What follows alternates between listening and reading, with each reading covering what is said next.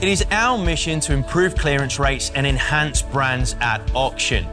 Problem is, we can't be everywhere at once, and we love our craft so much that we want to share with you all of the tools, tricks, and tips that will allow you to increase your probability of success at auction. Ladies and gentlemen, welcome to the craft.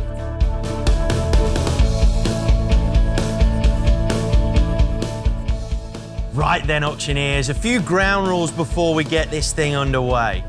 First and foremost, we've all got to acknowledge that none of us are the finished article.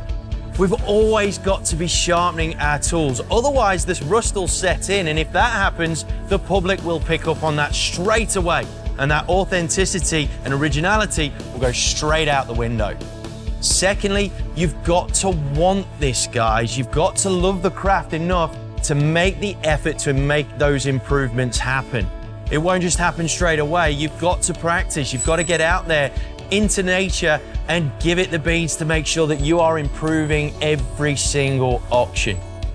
Thirdly, leave your egos at the door, guys. It is getting tedious to see how many auctions are missing out on a result purely based on the fact that the ego of the auctioneer is getting in the way of the transaction. And finally, watch this as many times as you want. Bring your nana in to come and have a watch. Share it with as many people as you like. Anybody that you think will gain any remote advantage in whatever it is that they do, whether it's auctioneering or even it's just to share the energy that comes from me loving this thing as much as I do. Now then, guys, before we get our geek on and get into the intricacies of auctioneering, a few quick wins that you need to make sure you're on top of straight away. Firstly, smarten up. Make sure you've got your tie on straight, make sure your shoes are shined. Don't wear anything too tight-fitting because you need to be able to make sure that you feel and look like you're in charge. Secondly, learn your legislation, or if you can't memorize it, make sure that it rolls off the tongue when you're reading it out, because to the public, you need to be making sure that you're positioning yourself as the expert, so fumbling your way through the legislation is not gonna help.